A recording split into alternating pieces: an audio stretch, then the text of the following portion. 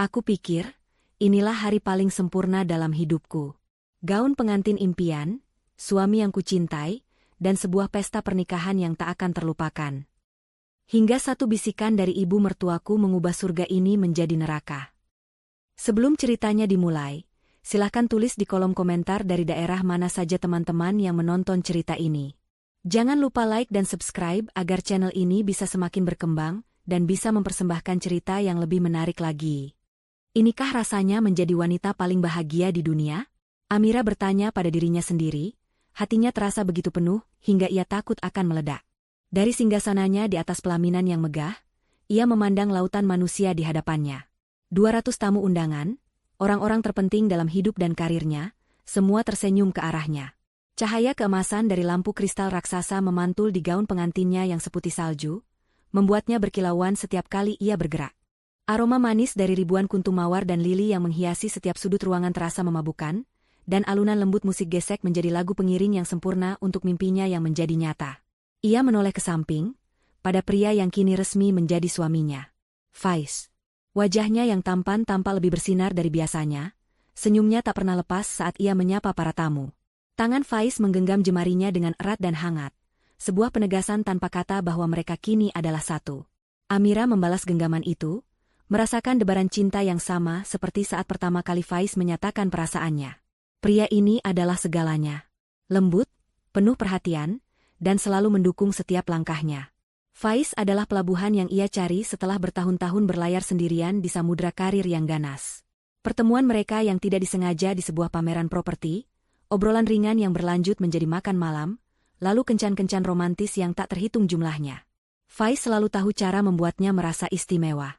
Dia akan datang ke kantor Amira hanya untuk mengantarkan makan siang, mengirimkan bunga tanpa alasan, dan mendengarkan semua keluh kesahnya tentang pekerjaan dengan sabar. Dia mendukung karir Amira, memuji pencapaiannya, dan berjanji akan selalu menjadi pendukung nomor satunya. Di sisi lain Faiz, duduk Ibu Imah, ibu mertua yang ia sayangi.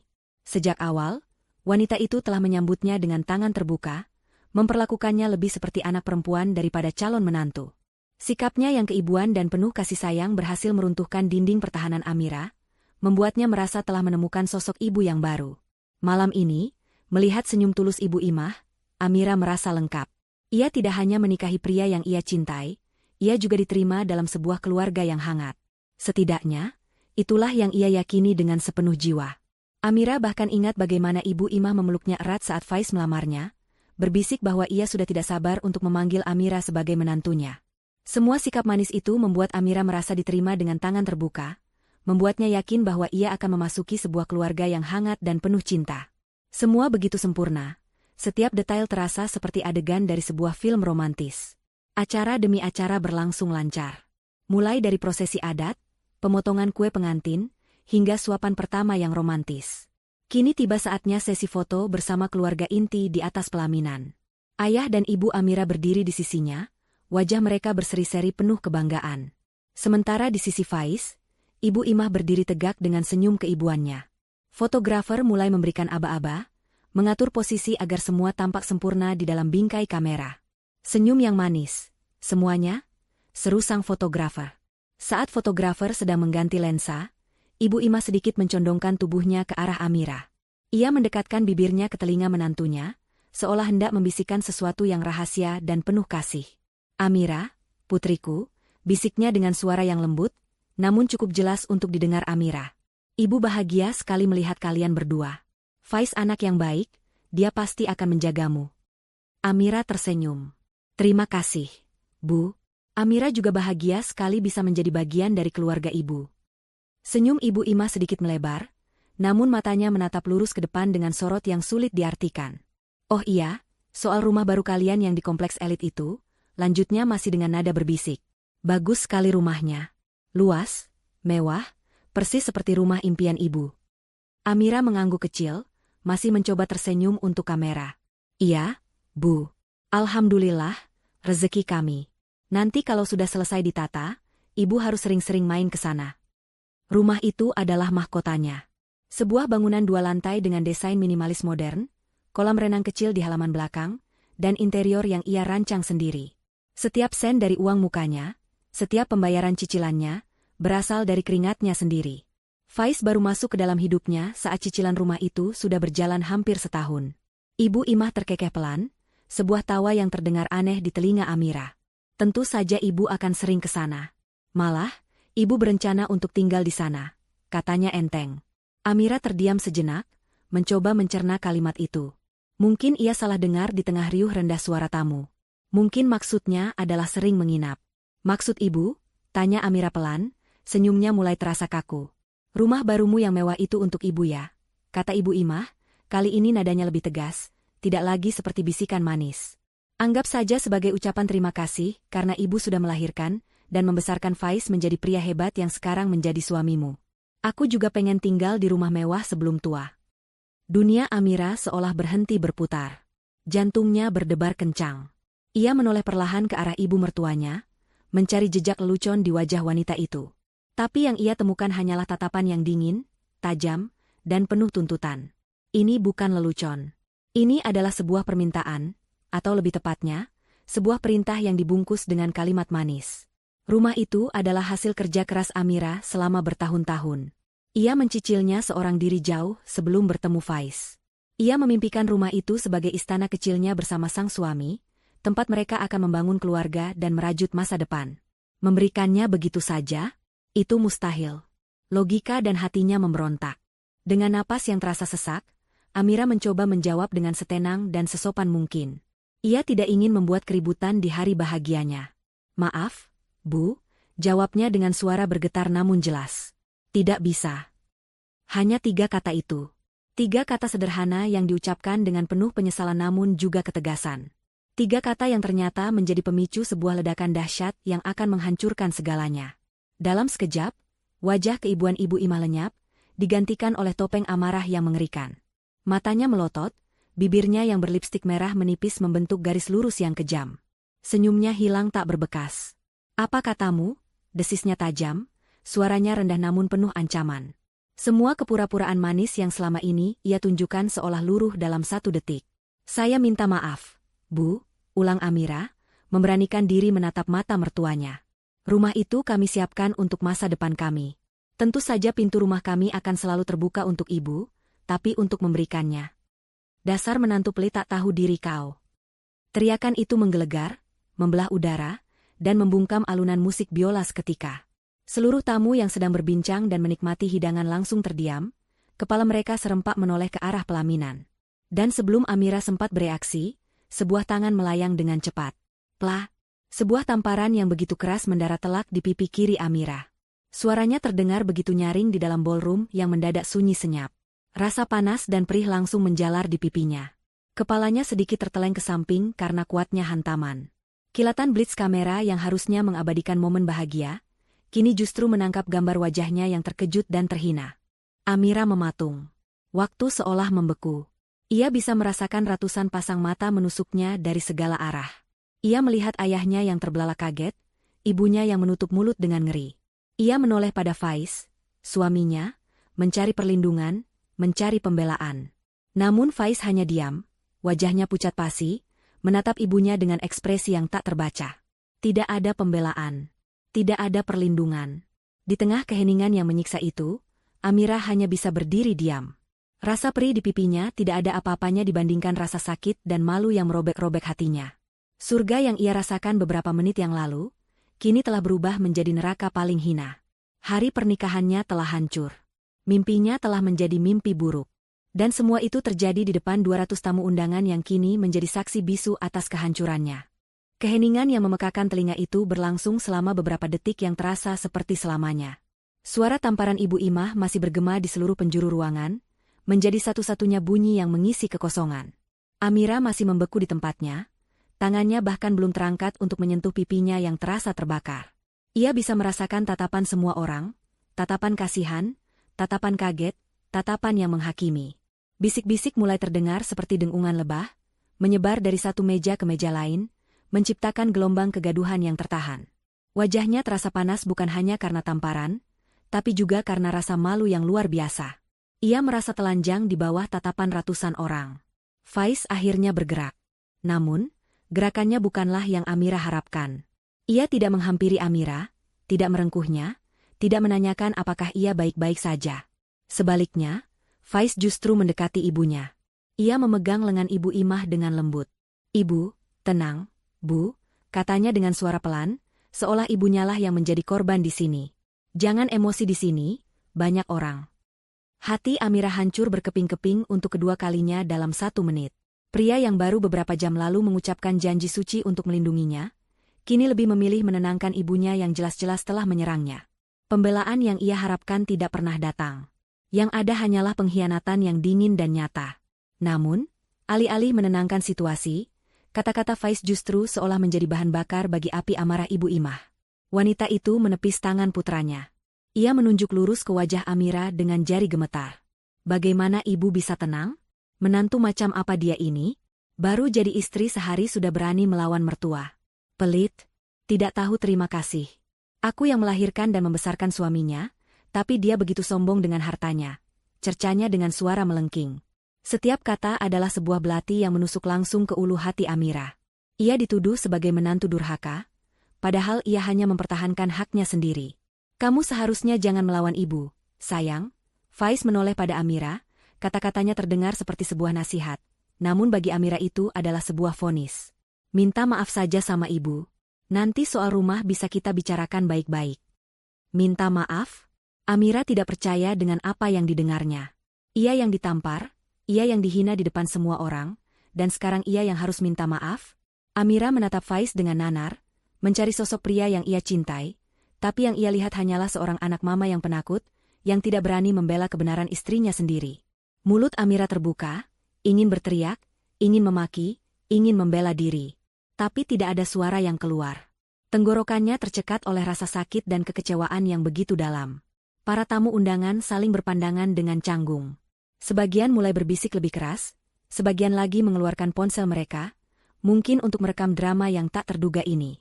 Ayah Amirah, seorang pria parubaya yang biasanya tenang, wajahnya sudah memerah padam karena marah. Ia hendak melangkah naik ke pelaminan untuk melindungi putrinya, namun Ibu Amirah menahannya, menggelengkan kepala dengan mata berkaca-kaca, takut jika suaminya akan memperkeruh suasana. Situasi di atas panggung itu telah menjadi tontonan yang memalukan. Pesta pernikahan yang megah berubah menjadi sirkus yang menyedihkan. Tiba-tiba, di tengah kekacauan itu, suara derit pintu yang terbuka lebar menarik perhatian semua orang. Pintu utama ballroom yang tinggi dan megah itu terbuka dengan pelan, seolah memberikan jalan bagi seseorang yang sangat penting.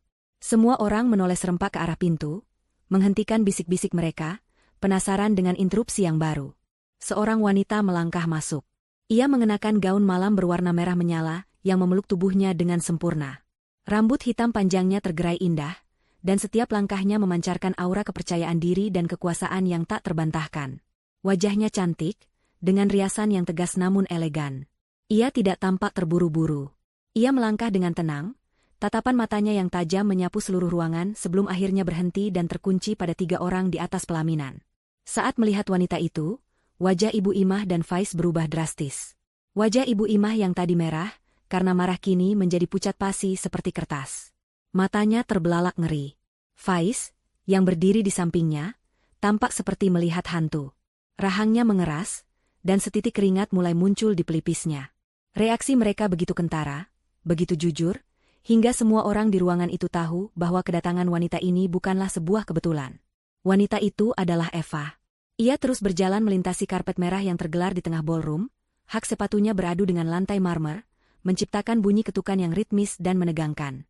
Ia tidak mempedulikan tatapan ratusan tamu yang kini tertuju sepenuhnya padanya. Tujuannya hanya satu, pelaminan. Setibanya di depan pelaminan, ia berhenti.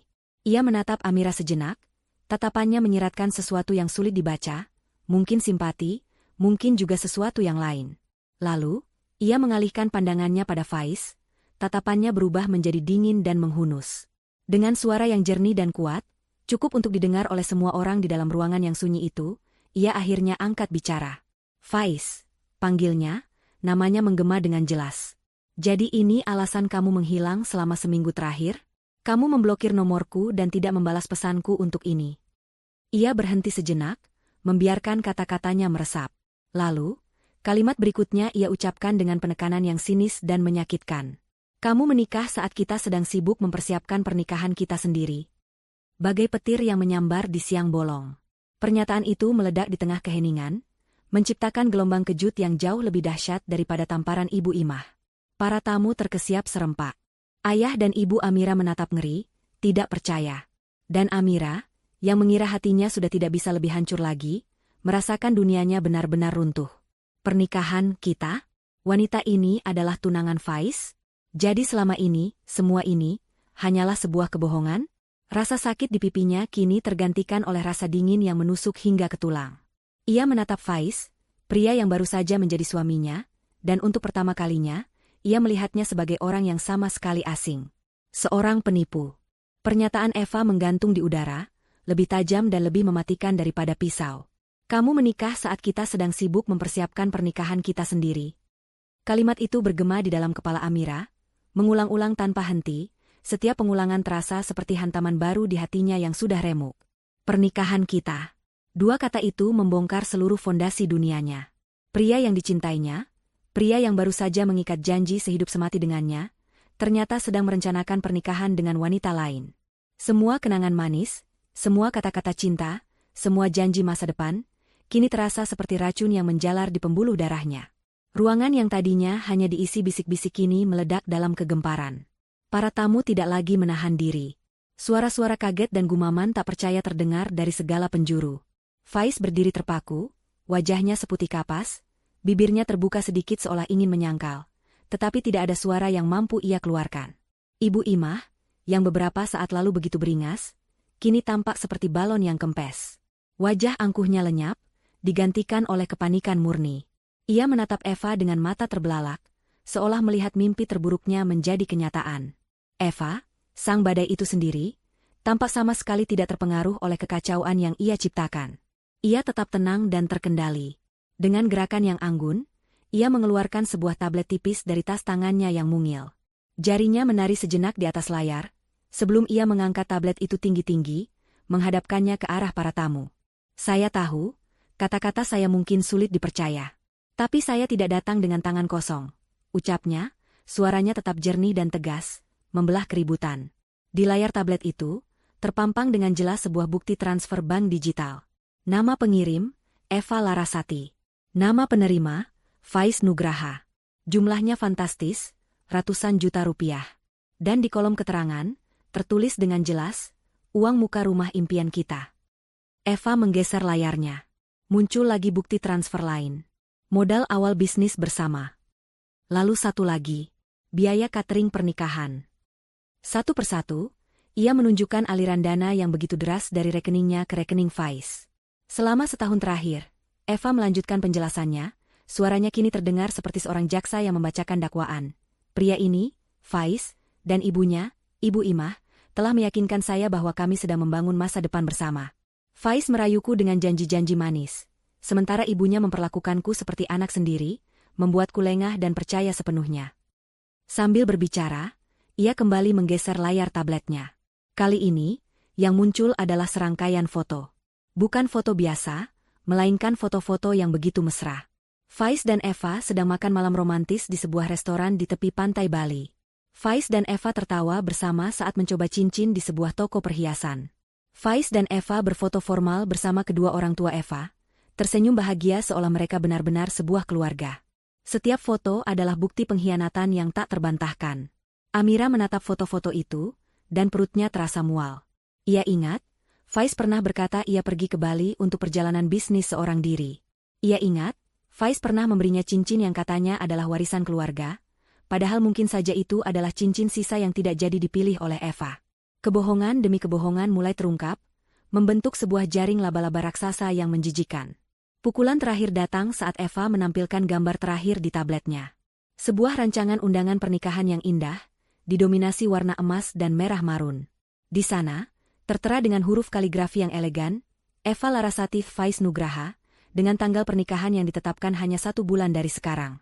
Mereka adalah komplotan penipu profesional, kata Eva, akhirnya menurunkan tabletnya dan menatap lurus ke arah Faiz dan Ibu Imah yang gemetar. Modus operandi mereka sederhana. Faiz akan mencari target, wanita mandiri yang sukses secara finansial. Ia akan menggunakan pesonanya untuk membuat wanita itu jatuh cinta. Lalu, Ibu Imah akan masuk, memainkan peran sebagai calon mertua yang baik hati dan penyayang, untuk mendapatkan kepercayaan penuh dari korban dan keluarganya. Setelah korban benar-benar masuk dalam perangkap, mereka akan mulai menguras hartanya dengan berbagai alasan, sebelum akhirnya menghilang tanpa jejak. Penjelasan Eva seolah menjadi kunci yang membuka semua kotak teka-teki di benak Amira.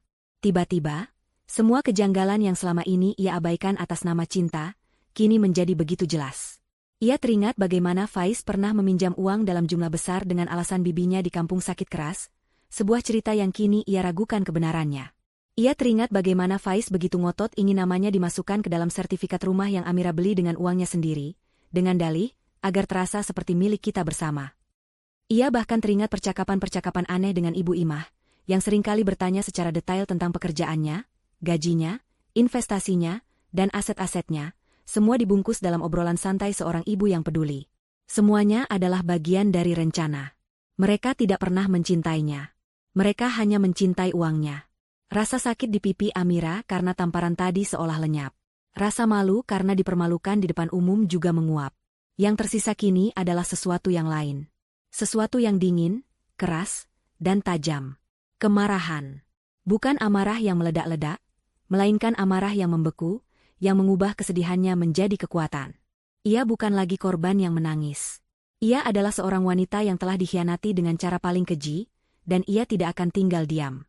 Ia menatap Eva. Wanita yang beberapa menit lalu ia anggap sebagai perusak pernikahannya, kini terlihat berbeda di matanya. Eva bukanlah musuh. Eva adalah korban lainnya, sama seperti dirinya. Eva adalah cermin dari apa yang akan terjadi padanya jika pernikahan ini terus berlanjut.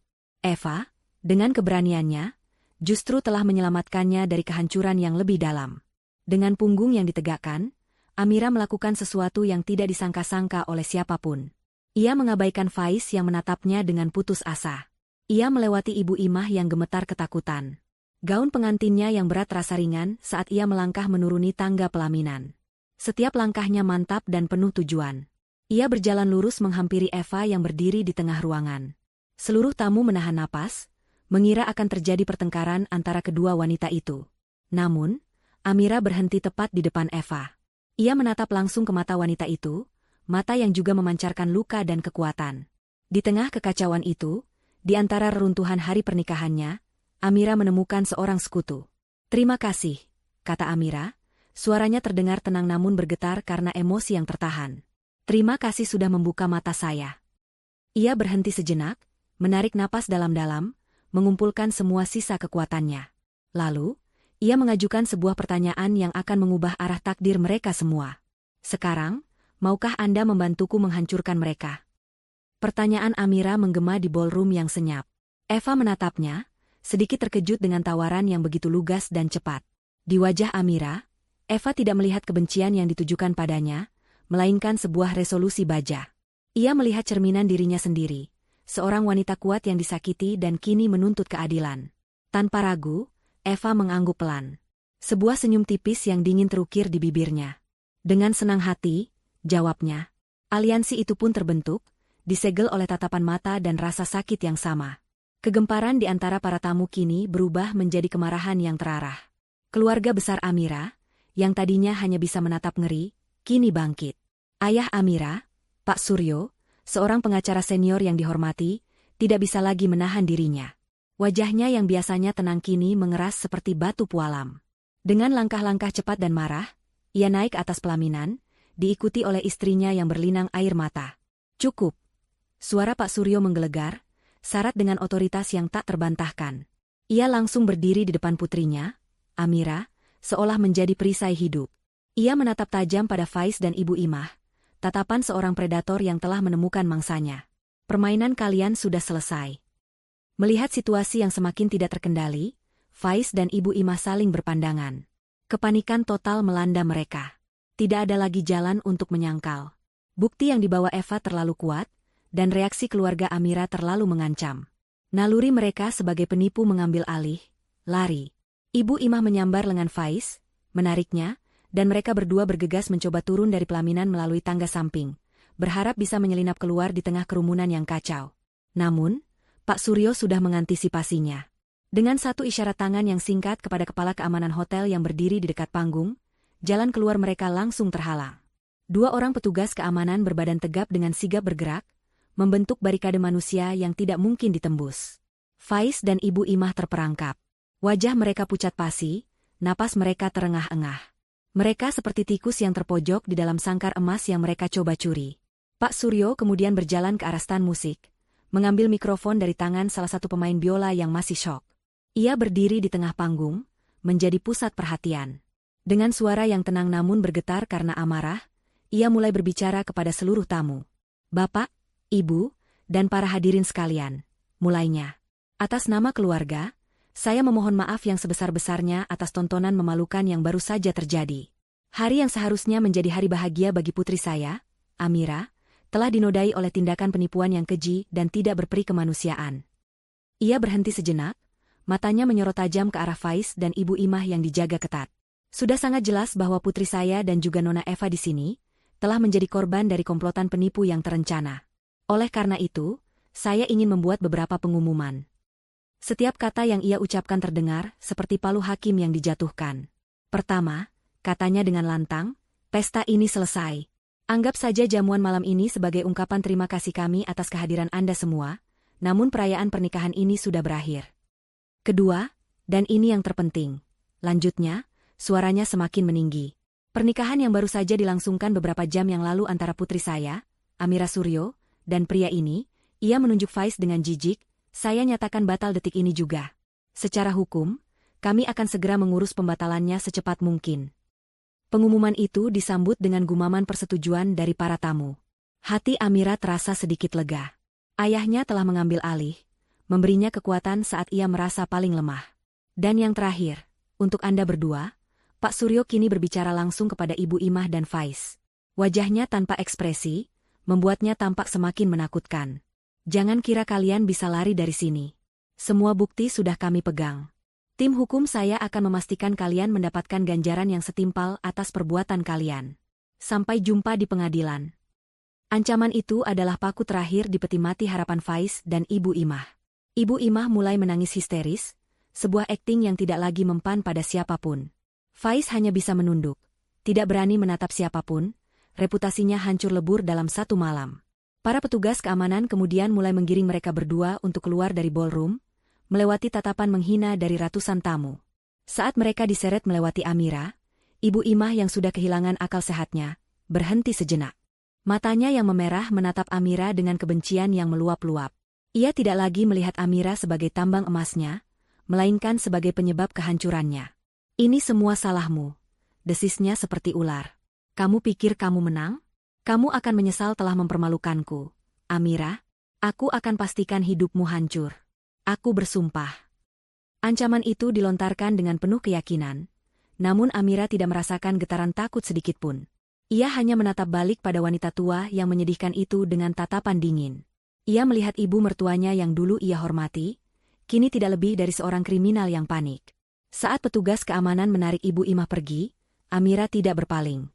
Ia terus menatap punggung mereka yang menjauh, hingga mereka menghilang di balik pintu. Kemudian, sebuah senyum tipis, nyaris tak terlihat, terukir di bibirnya. Perang memang baru saja dimulai. Tapi malam ini, ia sudah tahu, ia tidak akan berperang sendirian. Dan ia tidak akan kalah.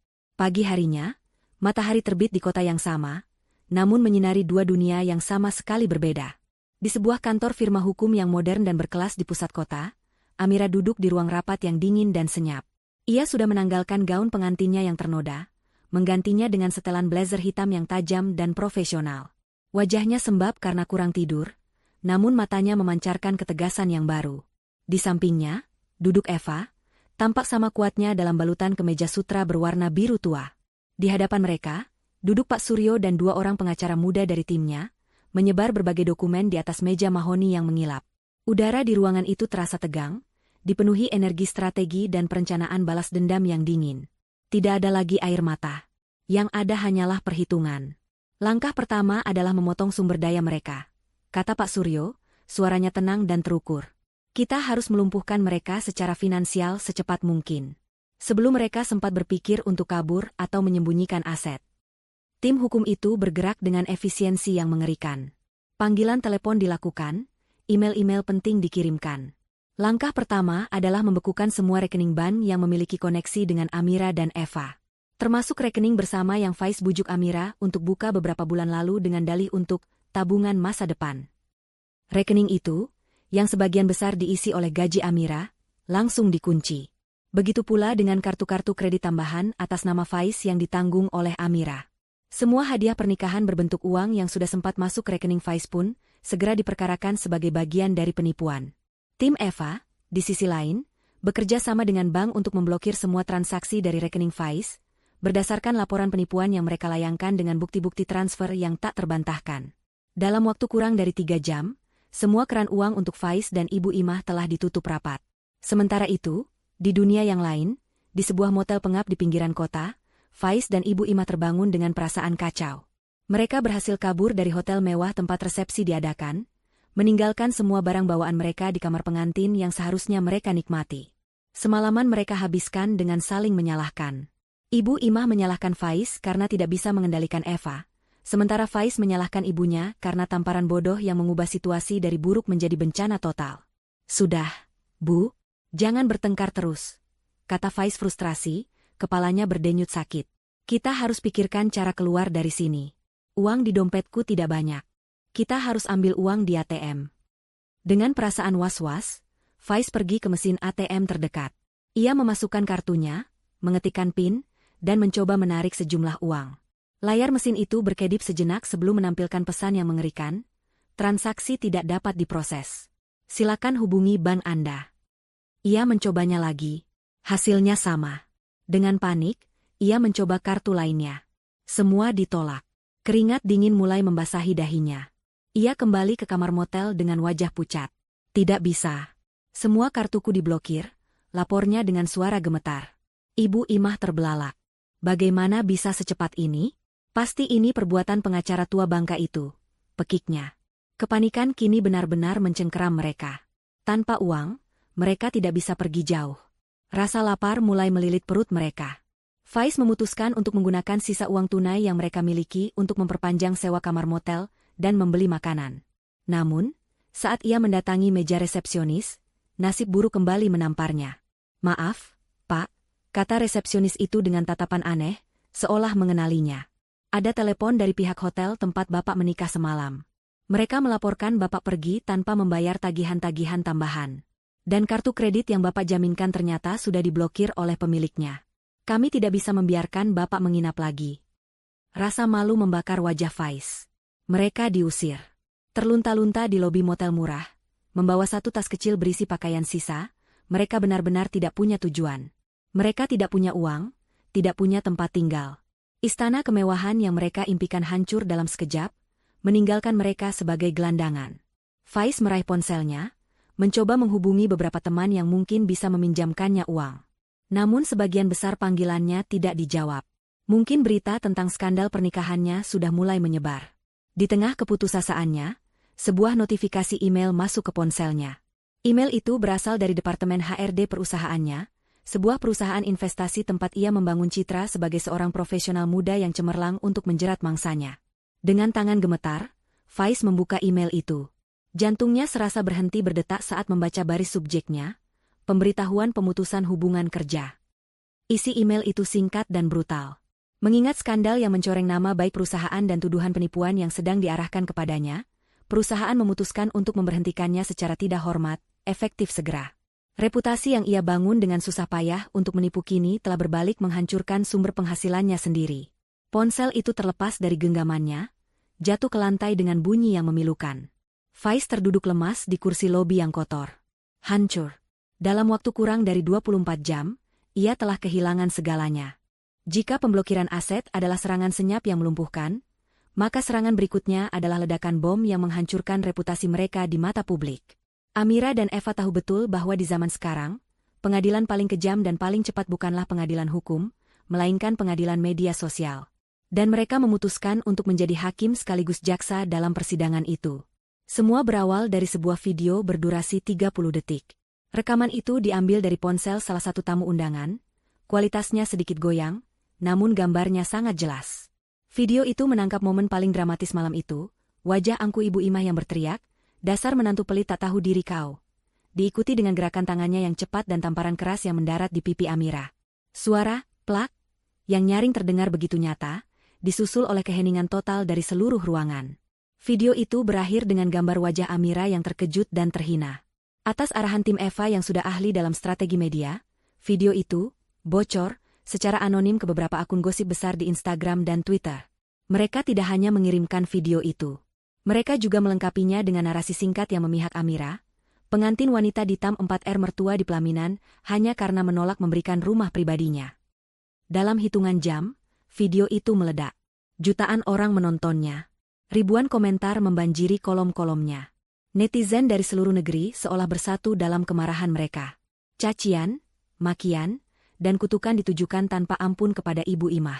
Sebuah tagar lahir dan langsung menjadi trending topik nomor 1, mertua monster. Wajah Ibu Imah yang sedang marah kini terpampang di mana-mana, menjadi meme, menjadi simbol keserakahan dan kekejaman seorang mertua. Namun, Amira dan Eva tidak berhenti di situ. Mereka ingin publik tahu bahwa ini bukan sekadar drama keluarga biasa. Ini adalah kasus penipuan. Tim Eva kemudian secara strategis membocorkan informasi tambahan kepada portal-portal berita online. Kisah lengkap Faiz dan Ibu Imah sebagai komplotan penipu, kesaksian Eva, bukti-bukti transfer, foto-foto mesra, bahkan rancangan undangan pernikahan Eva dan Faiz, semuanya disajikan kepada publik.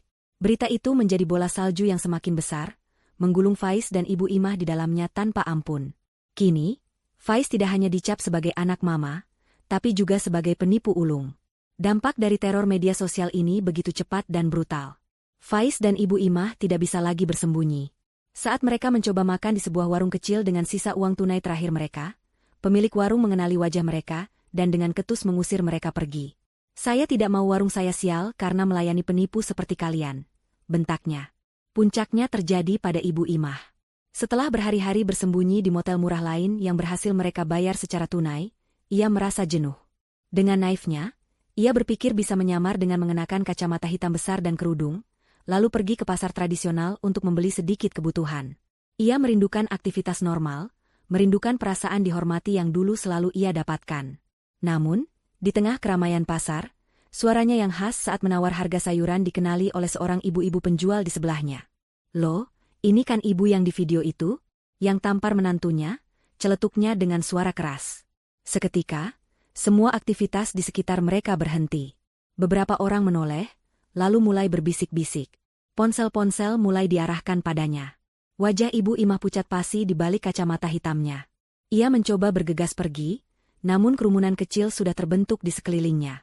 "Wah, benar dia orangnya. Si mertua monster," teriak yang lain. "Tidak tahu malu. Sudah menipu, main tangan pula. Orang kaya kok kelakuannya begitu. Pantas saja kena karma." Cemoohan itu menghujaninya dari segala arah. Ibu Imah yang biasanya angkuh kini gemetar ketakutan. Ia mencoba mendorong kerumunan, namun langkahnya terhalang. Tiba-tiba, sesuatu yang basah dan lembek menghantam bagian belakang kepalanya. Splat!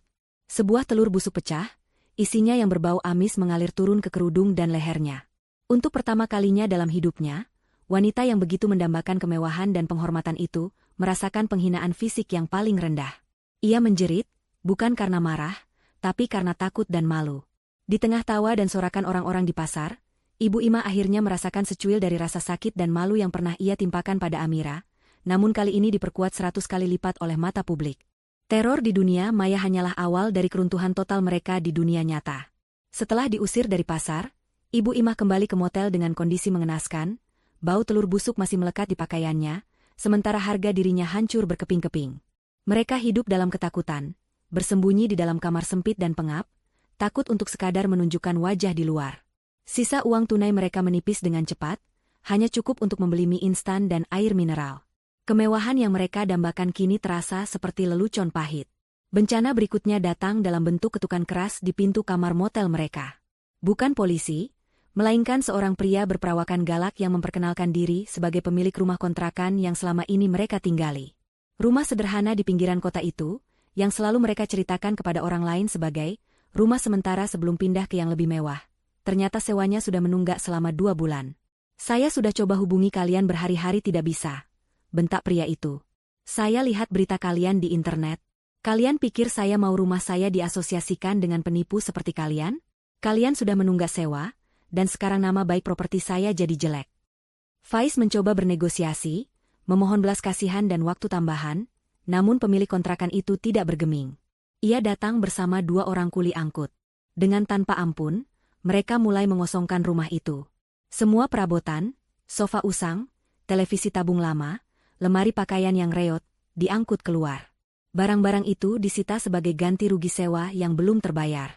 Faiz dan Ibu Imah hanya bisa berdiri di pinggir jalan, menyaksikan satu-satunya tempat yang bisa mereka sebut rumah kini tertutup bagi mereka selamanya. Mereka hanya diizinkan membawa 1 koper berisi pakaian-pakaian penting mereka. Kini, mereka resmi menjadi gelandangan. Malam itu, dinginnya angin malam terasa menusuk tulang. Mereka tidak punya tempat untuk pergi. Hotel dan motel tidak akan menerima mereka tanpa uang jaminan. Dalam keputusasaan yang memuncak, mereka memutuskan untuk membuang harga diri mereka dan mendatangi rumah beberapa kerabat jauh. Namun, berita buruk menyebar lebih cepat daripada api. Di rumah pertama, pintu bahkan tidak dibukakan untuk mereka, hanya dijawab melalui interkom dengan kalimat singkat, "Jangan datang ke sini lagi, kami malu." Di rumah kedua, seorang sepupu keluar hanya untuk memberi mereka sedikit uang dan menyuruh mereka pergi jauh-jauh, agar tidak membawa sial bagi keluarganya. Penolakan itu terasa lebih menyakitkan daripada kemiskinan itu sendiri. Mereka telah menjadi wabah, aib yang harus dihindari oleh semua orang. Malam itu, Faiz dan ibunya terpaksa merasakan pengalaman yang selama ini hanya mereka lihat di film. Mereka tidur di emperan sebuah toko yang sudah tutup. Beralaskan kardus seadanya dan berpelukan untuk menahan dingin. Suara kendaraan yang lalu lalang, dengungan nyamuk, dan perut yang keroncongan karena lapar menjadi lagu pengantar tidur mereka yang menyedihkan. Ibu Imah, wanita yang dulu begitu angkuh dan terobsesi dengan kemewahan, kini menangis tanpa suara, tubuhnya gemetar menahan dingin dan rasa putus asa. Faiz hanya bisa menatap langit malam yang kelam, bertanya-tanya di titik mana semua rencananya yang sempurna bisa hancur sehancur ini. Beberapa hari berlalu dalam siklus penderitaan yang sama. Siang hari mereka habiskan dengan berjalan tanpa tujuan untuk menghindari tatapan orang, malam hari mereka habiskan dengan mencari emperan toko yang aman untuk beristirahat. Mereka tampak kotor dan kuyu. Suatu sore, saat rasa lapar sudah tak tertahankan, Faiz melihat sebuah restoran mewah di seberang jalan. Ia melihat sisa makanan yang diletakkan oleh para pelayan di luar untuk dibuang. Harga dirinya berperang hebat, namun perutnya menang. Ia menyuruh ibunya menunggu, sementara ia menyeberang jalan, berniat untuk mengambil sisa makanan itu. Namun, saat ia mendekati restoran itu, pintu kaca otomatisnya terbuka. 2 orang wanita melangkah keluar, tertawa bersama dengan riang. Langkah Faiz terhenti seketika. Jantungnya seolah diremas. Itu Amira dan Eva. Mereka berdua tampak begitu memesona. Amira mengenakan gaun kerja yang elegan, sementara Eva tampil kasual namun mahal. Mereka tampak begitu bahagia, begitu sukses, begitu kontras dengan keadaannya yang mengenaskan. Seolah takdir sengaja mempertemukan mereka dalam skenario yang paling menyakitkan ini. Saat itulah, mata Amira tanpa sengaja menangkap sosoknya. Tawa di wajahnya mereda. Ia menatap Faiz yang berdiri di seberang jalan, dengan pakaian kumal, rambut acak-acakan, dan wajah yang tidak terurus. Mata mereka bertemu selama beberapa detik yang terasa abadi. Faiz mengharapkan melihat kebencian, kemarahan, atau kepuasan di mata Amira. Namun yang ia lihat justru sesuatu yang jauh lebih buruk. Sesuatu yang menghancurkan sisa-sisa harga dirinya hingga menjadi debu. Amira menatapnya dengan tatapan kasihan. Sebuah tatapan iba yang dingin, yang seolah berkata, "Lihatlah dirimu sekarang, betapa menyedihkannya." Tatapan itu terasa lebih menghina daripada 1000 tamparan. Amira kemudian berpaling, berbisik pada Eva, dan mereka berdua masuk ke dalam sebuah mobil mewah yang sudah menunggu. Mobil itu melaju dengan mulus, meninggalkan Faiz yang berdiri mematung di pinggir jalan, dengan rasa lapar yang terlupakan, digantikan oleh rasa malu dan kehancuran yang tak terhingga. Kenyataan bahwa Amira dan Eva hidup dalam kebahagiaan, sementara mereka menderita di jalanan, menjadi cambuk yang menyadarkan Faiz. Ia tidak bisa hidup seperti ini terus.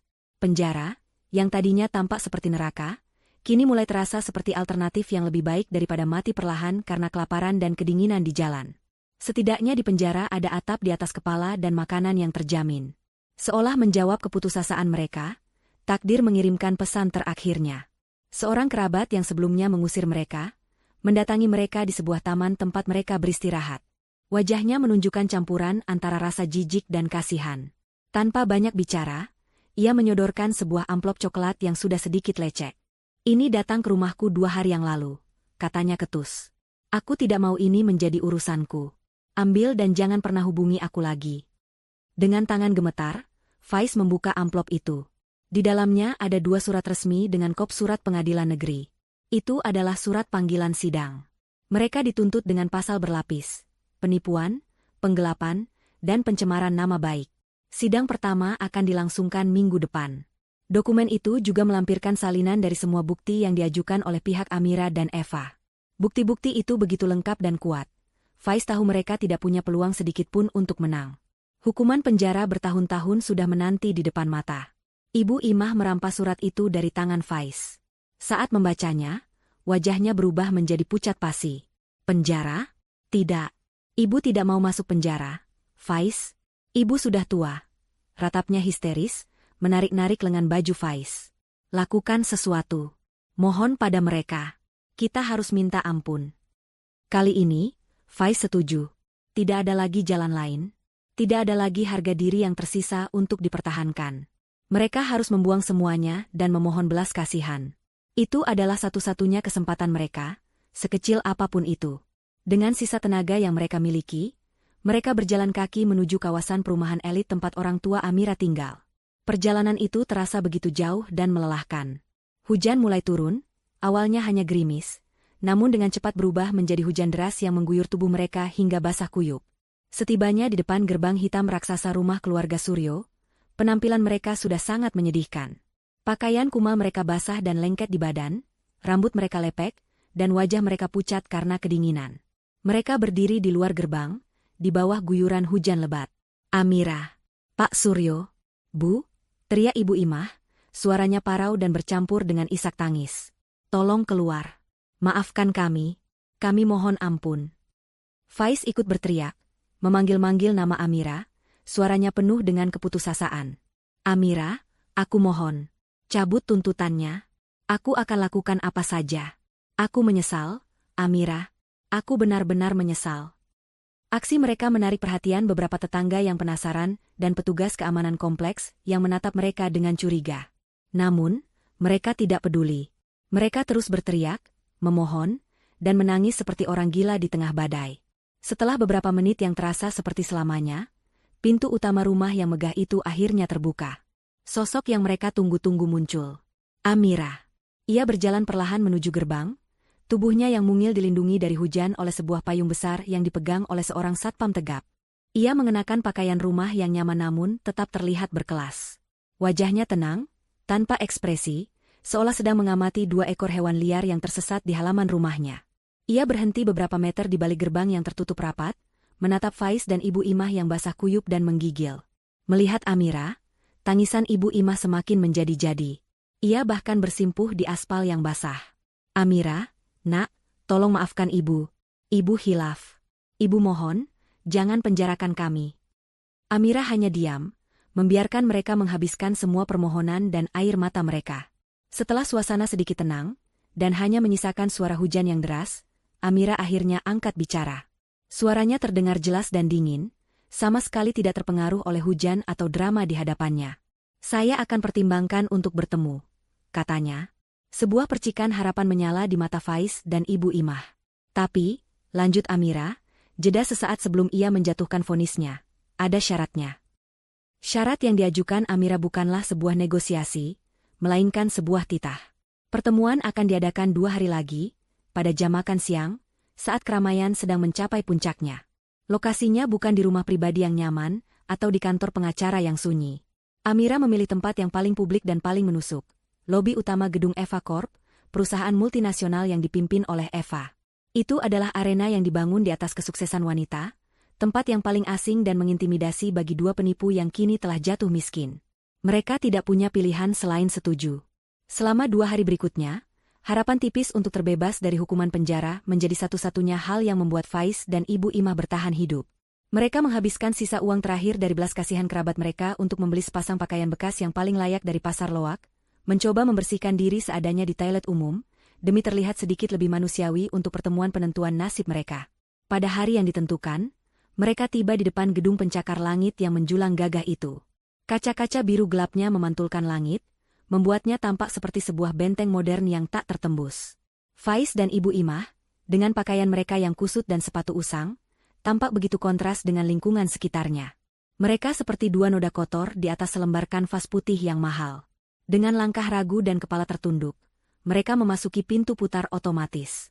Seketika, mereka disambut oleh hawa dingin pendingin ruangan dan suasana lobi yang begitu mewah dan sibuk.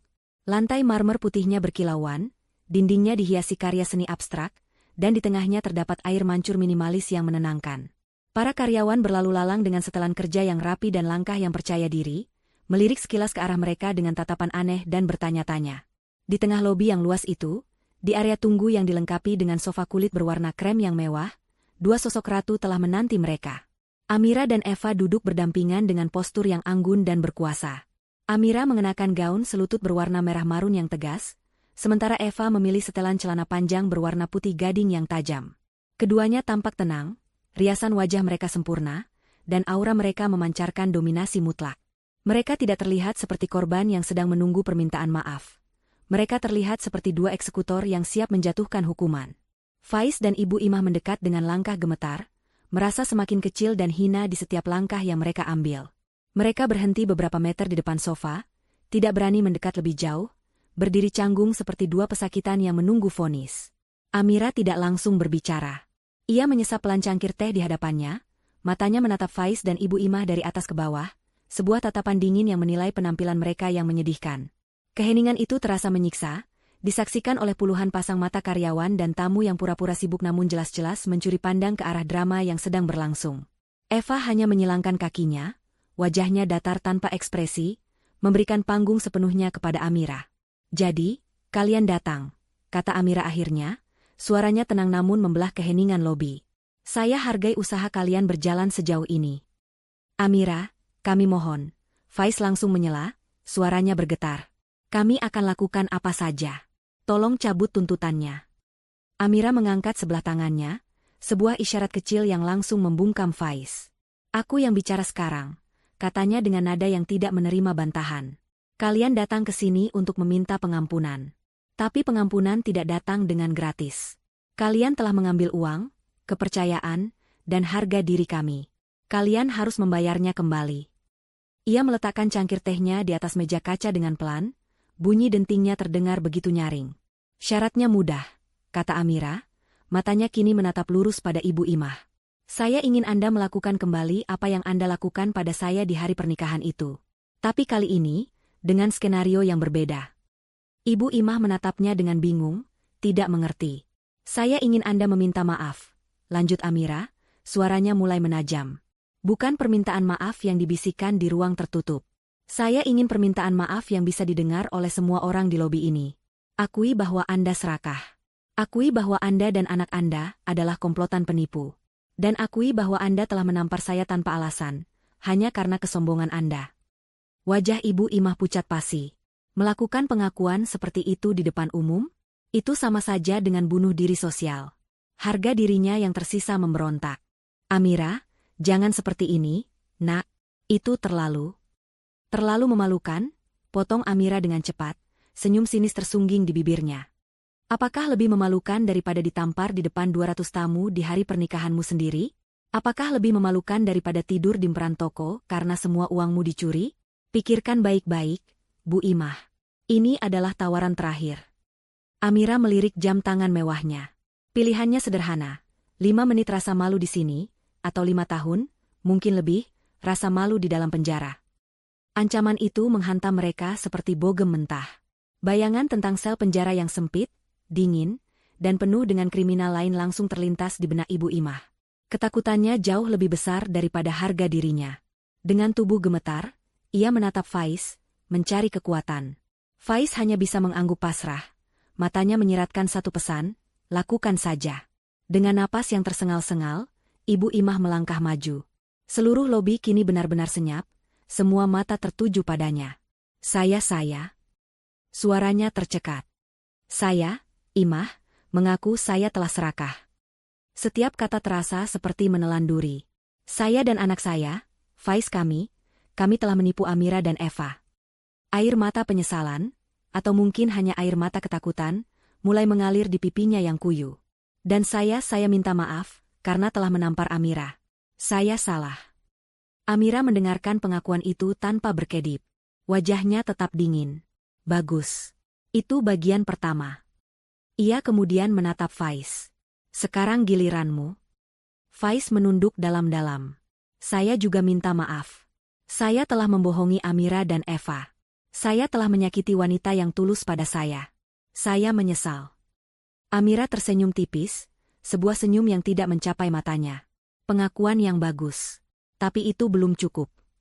Ia kemudian mengucapkan syarat terakhirnya, kalimat yang menjadi puncak dari pembalasannya. Sekarang, bersujudlah di kakiku. Dunia seolah berhenti berputar.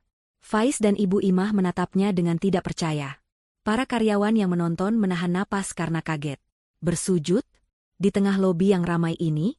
Ini adalah penghinaan total. Sebuah ritual penyerahan diri yang menghapus semua sisa kehormatan mereka. Kamu tidak serius, bisik Faiz, ngeri. Oh, aku sangat serius, jawab Amira. Kalian membuatku merasa tidak berharga di hari terpenting dalam hidupku. Kalian menghancurkan martabatku di depan semua orang. Sekarang, aku ingin kalian merasakan bagaimana rasanya berada di posisi paling rendah. Menatap ke atas pada orang yang telah kalian injak-injak. Bersujudlah, dan mohon pengampunanku. Ibu Imah terisak hebat. Tubuhnya oleng seolah akan pingsan. Namun bayangan jeruji besi memberinya kekuatan terakhir. Demi kebebasannya, ia akan melakukan apa saja. Dengan gerakan yang lambat dan menyakitkan, seolah setiap sendinya berteriak protes, Ibu Imah menjatuhkan lututnya ke lantai marmer yang dingin. Lalu, dengan tubuh gemetar hebat karena rasa malu yang tak tertanggungkan, ia menundukkan kepalanya hingga dahinya hampir menyentuh ujung sepatu hak tinggi Amira. Maafkan saya, Nona Amira, saya mohon. Rintihnya, suaranya teredam oleh lantai. Melihat ibunya bersujud, pertahanan terakhir Faiz pun runtuh. Dengan perasaan hancur dan kosong, ia mengikuti gerakan ibunya, menjatuhkan dirinya ke lantai di sampingnya, bersujud di hadapan dua wanita yang telah ia hianati. Pemandangan itu begitu surreal. Dua orang yang dulu begitu angkuh, kini bersujud seperti budak di kaki ratu mereka. Amira menatap dua sosok yang gemetar di bawahnya. Ia tidak merasakan kemenangan yang meledak-ledak. Ia hanya merasakan ketenangan yang dingin. Keadilan telah ditegakkan dengan caranya sendiri. Ia mengeluarkan ponselnya. Dengan gerakan yang disengaja, ia membuka kamera dan mulai merekam momen itu. Blitz kamera menyala, mengabadikan penghinaan mereka dalam sebuah gambar digital yang abadi. Setelah beberapa detik yang terasa seperti selamanya, Amira mematikan kameranya. Ia memasukkan kembali ponselnya ke dalam tas. Ia berdiri, diikuti oleh Eva. Ia menatap Faiz dan Ibu Imah yang masih bersujud. Permintaan maaf diterima, katanya dengan suara yang datar dan final. Wajah Faiz dan Ibu Imah terangkat, secercah harapan kembali menyala di mata mereka. Apakah ini berarti semuanya sudah berakhir? Amira tersenyum sinis. Senyum pertamanya yang tulus hari itu, sebuah senyum yang begitu kejam dan memuaskan. Tapi jangan salah paham. Lanjutnya, menghancurkan harapan mereka dalam satu kalimat. Proses hukum tetap berjalan sesuai rencana. Wajah mereka langsung berubah pucat pasi. Tapi kami sudah melakukan semua yang kamu minta. Seru Faiz, panik. Benar, kata Amira sambil merapikan blazernya. Dan aku sudah menepati janjiku. Aku sudah bertemu dengan kalian. Aku sudah mendengarkan permintaan maaf kalian. Aku tidak pernah berjanji akan mencabut tuntutannya. Ia menepuk tasnya yang berisi ponsel. Video ini? Anggap saja ini bonus untuk koleksi pribadiku. Sebuah kenang-kenangan manis tentang hari ini. Dengan kata-kata terakhir itu, Amira berbalik. Bersama Eva, ia melangkah pergi dengan anggun, meninggalkan Faiz dan Ibu Imah yang masih terduduk di lantai, hancur, dipermalukan, dan sadar bahwa mereka baru saja dipermainkan dengan begitu telak. Mereka tidak hanya akan masuk penjara, tetapi mereka akan masuk penjara setelah harga diri mereka dilucuti habis-habisan di depan dunia. Sidang pengadilan itu berjalan singkat. Pihak Faiz dan Ibu Imah tidak memiliki pembelaan yang berarti. Tim hukum Pak Suryo menyajikan bukti-bukti yang tak terbantahkan. Aliran dana yang jelas, kesaksian dari para korban lain yang berhasil mereka temukan, rekaman pengakuan dari lobi Eva Corp, dan sebagai paku terakhir di peti mati mereka, video memalukan saat mereka bersujud di kaki Amira. Video itu, meskipun tidak terlalu relevan secara hukum, sukses menghancurkan kredibilitas mereka di mata hakim dan juri. Video itu menunjukkan dengan jelas siapa yang berada di posisi berkuasa, dan siapa yang bersalah. Putusan hakim dibacakan dengan tegas. Faiz dan Ibu Imah divonis bersalah atas semua dakwaan dan dijatuhi hukuman penjara masing-masing selama 7 dan 5 tahun, ditambah dengan kewajiban untuk mengembalikan semua kerugian materi yang diderita oleh Eva. Harta mereka yang tersisa, yang ternyata tidak seberapa, disita oleh negara. Saat palu hakim diketuk, Ibu Imah jatuh pingsan, sementara Faiz hanya bisa menatap kosong ke depan, menerima nasibnya yang kelam. Keadilan hukum telah ditegakkan. 1 tahun kemudian. Langit senja memancarkan warna oranye keemasan, cahayanya memantul di jendela-jendela kaca sebuah gria tawang, penthouse, mewah di jantung kota. Amira berdiri di balkonnya yang luas, menatap hamparan lampu kota yang mulai berkelip seperti permata. Di tangannya, ia memegang segelas jus jeruk dingin. Apartemen ini adalah miliknya. Miliknya seorang. Dibeli lunas dengan bonus besar yang ia terima dari hasil kerja kerasnya, dan tentu saja, dari sebagian keuntungan bisnis barunya. Sebuah bisnis yang ia bangun dari nol bersama sahabat terbaiknya, Eva. Hubungan mereka, yang lahir dari pengkhianatan dan rasa sakit, telah tumbuh menjadi persahabatan dan kemitraan yang luar biasa kuat. Mereka menyadari bahwa pengalaman pahit mereka adalah sebuah aset. Mereka mendirikan sebuah yayasan dan platform digital bernama Benteng Hati.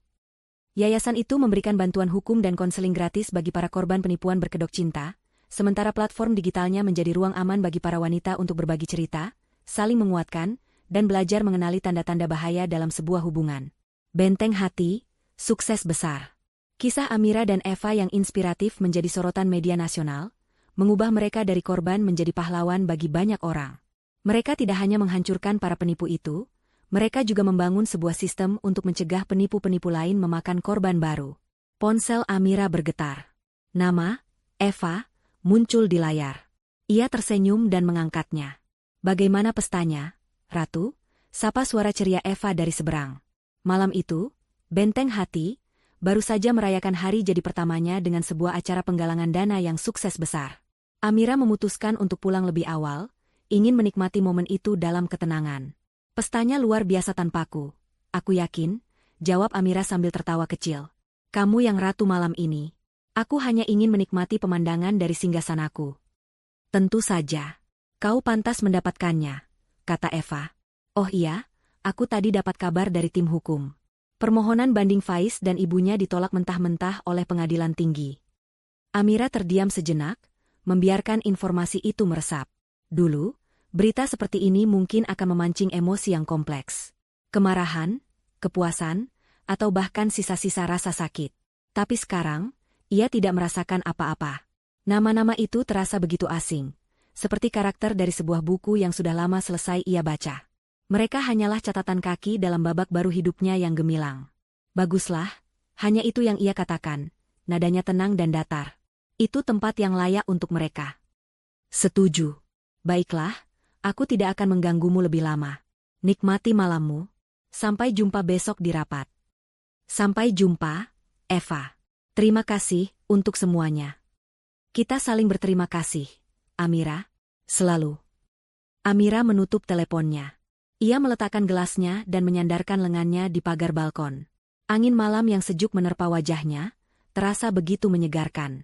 Ia memejamkan matanya, memutar kembali film kehidupannya setahun terakhir. Ia teringat rasa perih di pipinya malam itu, rasa malu yang membakar, dan kehancuran hatinya yang tak terkira. Ia teringat bagaimana ia merasa dunianya telah berakhir. Namun, dunia tidak berakhir. Justru, dunia yang baru telah lahir dari reruntuhan itu. Tamparan dari Ibu Imah, yang tadinya terasa seperti kutukan paling hina, ternyata adalah sebuah berkah terselubung. Tamparan itu telah membangunkannya dari ilusi cinta yang palsu. Tamparan itu telah menunjukkan siapa Faiz sebenarnya. Tamparan itu telah mempertemukannya dengan Eva. Dan yang terpenting, tamparan itu telah memaksanya untuk menemukan kekuatan di dalam dirinya yang tidak pernah ia tahu ia miliki. Kekuatan untuk melawan, kekuatan untuk bangkit, dan kekuatan untuk membangun kembali hidupnya menjadi sesuatu yang jauh lebih indah dan lebih kokoh dari sebelumnya. Ia membuka matanya, menatap kembali keindahan kota di hadapannya. Ia tidak lagi melihat dirinya sebagai korban. Ia adalah seorang penyintas. Seorang pejuang. Seorang ratu yang membangun kerajaannya sendiri di atas puing-puing pengkhianatan. Sebuah senyum tulus dan damai terukir di bibirnya. Ia mengangkat dagunya, menatap masa depan yang terbentang luas di hadapannya. Tamparan itu, bisiknya pada angin malam, adalah harga yang sangat murah untuk sebuah pelajaran berharga, Jangan pernah meremehkan seorang wanita yang tersakiti. Ia berhenti sejenak, lalu melanjutkan dengan keyakinan yang tak tergoyahkan. Karena ia tidak akan sekadar bangkit. Ia akan membangun sebuah kerajaan di atas reruntuhanmu. 5 tahun telah berlalu. Waktu, bagi sebagian orang, adalah penyembuh luka. Bagi yang lain, ia adalah palu godam yang menempa baja. Bagi Amira dan Eva, waktu adalah keduanya. Luka lama telah mengering, meninggalkan bekas luka yang bukan lagi sumber rasa sakit, melainkan pengingat akan kekuatan mereka. Dan dari panasnya api pengkhianatan, mereka telah menempa sebuah perisai persahabatan dan sebuah pedang ambisi yang tak tertandingi. Malam ini adalah malam penobatan mereka. Bukan penobatan harfiah dengan mahkota dan singgasana, melainkan sebuah perayaan yang jauh lebih bermakna. Mereka berdiri di dek observasi sebuah villa super mewah yang menjorok ke arah tebing, di bawahnya ombak Samudra Hindia berdebur memecah karang. Villa ini adalah unit utama dari The Sanctuary, sebuah kompleks retret privat ultra eksklusif di Uluwatu, Bali. Proyek properti senilai triliunan rupiah ini adalah mahakarya terbaru dari AND Lusuria, perusahaan pengembangan properti butik yang mereka dirikan 3 tahun lalu. Perusahaan yang kini menjadi buah bibir di kalangan elit, yang dikenal karena hanya membangun istana-istana modern untuk klien-klien papan atas, terutama para wanita sukses yang menghargai privasi dan keamanan. Amira, dalam balutan gaun malam berwarna zamrud yang memeluk siluetnya, tampak memancarkan aura ketenangan yang berkuasa. Tak ada lagi jejak kerapuhan di matanya. Yang ada hanyalah tatapan tajam seorang pemimpin yang telah melalui badai dan kini mengendalikan arusnya. Di sampingnya, Eva, dengan setelan jumpsuit putih gading yang berpotongan sempurna, tertawa lepas saat berbincang dengan seorang investor dari Singapura. Mereka adalah pusat dari alam semesta yang mereka ciptakan sendiri, dikelilingi oleh para wanita kuat lainnya, CEO, seniman, profesional, yang menjadi klien sekaligus teman mereka.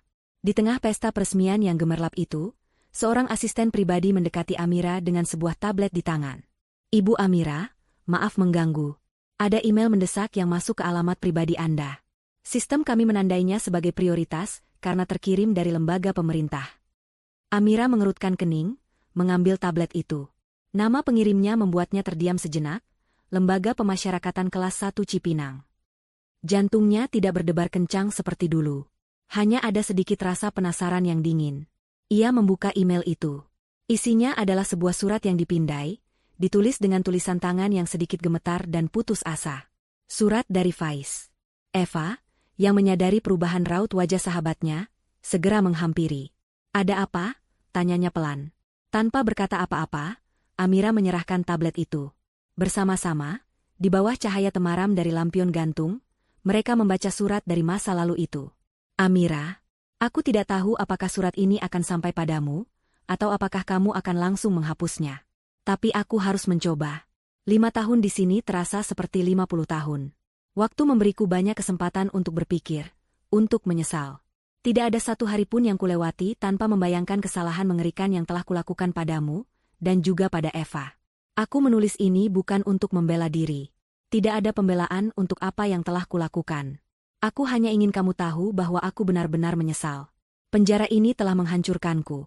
Tapi lebih dari itu, penjara ini telah menghancurkan ibuku. Kesehatannya menurun drastis. Ia sering sakit-sakitan dan terus menyebut namamu, bergumam tentang permintaan maaf yang tak pernah bisa ia sampaikan dengan tulus. Ia sekarat, Amira. Dokter bilang waktunya tidak banyak lagi. Aku tahu aku tidak pantas meminta apapun darimu. Tapi aku memohon dari sisa kemanusiaanku yang paling dalam. Aku akan segera mendapatkan pembebasan bersyarat karena berkelakuan baik. Aku hanya punya satu permohonan. Izinkan aku bertemu denganmu sekali lagi saat aku keluar nanti. Bukan untuk meminta uang atau pekerjaan. Hanya untuk meminta maaf secara langsung, dengan benar, tanpa ada paksaan. Dan mungkin, jika hatimu tergerak, maukah kamu menulis surat rekomendasi singkat yang menyatakan bahwa masalah di antara kita telah selesai? Itu akan sangat membantu proses pembebasanku, dan memberiku kesempatan untuk menemani sisa hidup ibuku di luar tembok ini. Kamu selalu menjadi wanita yang baik hati, Amira. Jangan biarkan apa yang kami lakukan mengubah hal itu. Aku mohon, pertimbangkanlah. Hormatku, Faiz. Setelah selesai membaca, Eva mendengus pelan, sebuah suara cemoohan yang dingin. Masih sama. Tetap seorang manipulator sampai akhir. Menggunakan ibunya yang sekarat sebagai umpan, dan mencoba memancing rasa kasihanmu. Kamu selalu menjadi wanita yang baik hati. Sungguh menjijikkan. Amira mengambil kembali tablet itu. Ia menatap surat digital itu selama beberapa saat, wajahnya tanpa ekspresi. Kebaikan hatinya, yang dulu dianggap Faiz sebagai kelemahan yang bisa dieksploitasi, kini telah ditempa menjadi baja kebijaksanaan. Kebaikan hatinya kini ia berikan hanya kepada mereka yang pantas menerimanya. Dengan satu gerakan tenang, jarinya menekan tombol, hapus. Tandai alamat email ini sebagai spam permanen, perintahnya pada asistennya. Saya tidak ingin menerima apapun lagi dari sumber ini. Baik, Bu. Sang asisten mengambil tablet itu dan berlalu. Eva menatapnya, senyum puas tersungging di bibirnya. Keputusan yang tepat.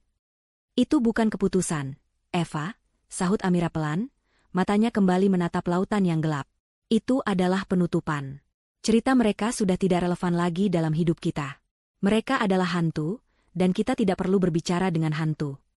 Malam itu, setelah para tamu terakhir pulang, Amira dan Eva tidak langsung beristirahat.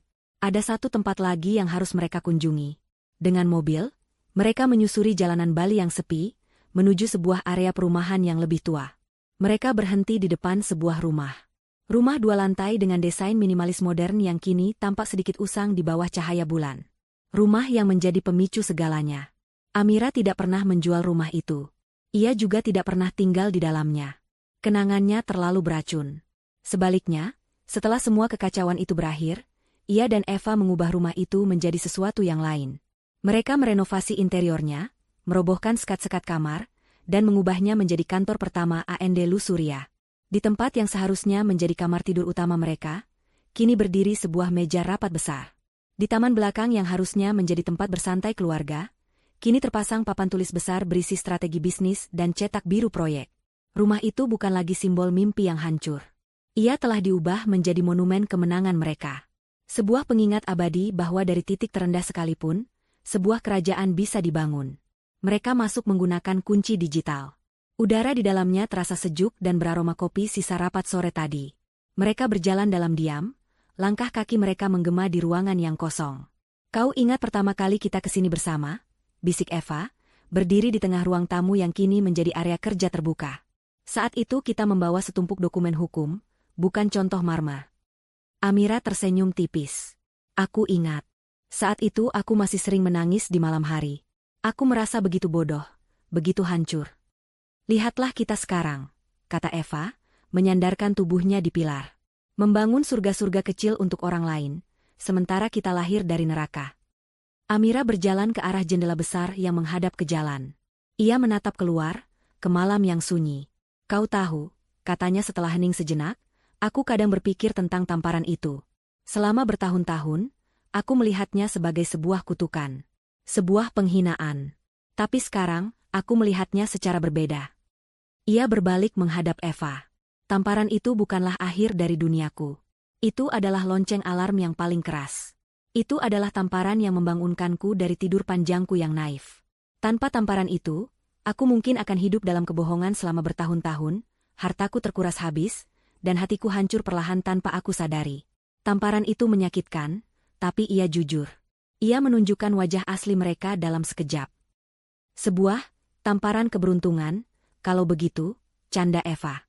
Sebuah tamparan kebangkitan, koreksi Amira.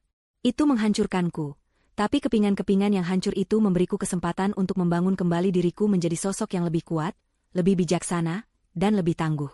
Dan yang terpenting, itu membawaku padamu. Mata kedua wanita itu bertemu, dipenuhi rasa hormat dan kasih sayang yang mendalam, ikatan yang terjalin bukan oleh darah, tetapi oleh perjuangan bersama. Mereka tidak berlama-lama di sana. Tidak perlu. Masa lalu telah dikunci rapat di tempatnya. Saat mereka melangkah keluar dari rumah itu dan menguncinya, rasanya seperti menutup halaman terakhir dari sebuah buku yang kelam namun penting. Mereka kembali ke The Sanctuary saat fajar mulai menyingsing. Berdiri di balkon yang sama tempat pesta semalam diadakan, mereka menyaksikan matahari terbit dari ufuk timur, mewarnai langit dengan goresan warna merah muda dan emas. Pemandangan itu begitu indah, menjanjikan hari baru yang penuh harapan. Amira mengangkat gelasnya yang kini berisi air mineral, Eva melakukan hal yang sama. Mereka tidak bersulang untuk pembalasan dendam. Dendam adalah emosi yang membakar, dan api itu telah lama padam. Mereka bersulang untuk masa depan. Untuk proyek-proyek baru yang menanti. Untuk persahabatan mereka. Untuk kehidupan yang mereka rebut kembali dengan tangan mereka sendiri. Untuk para ratu, kata Eva sambil tersenyum. Untuk kerajaan yang kita bangun, balas Amira. Mereka meminum air di gelas mereka, merasakan kesejukan yang menjalar. Mereka telah menghadapi monster dan keluar sebagai pemenang, bukan dengan menjadi monster itu sendiri, tetapi dengan menjadi kekuatan alam yang tak terhentikan. Mereka tidak hanya selamat dari badai yang mencoba menenggelamkan mereka. Mereka telah belajar cara menunggangi petirnya.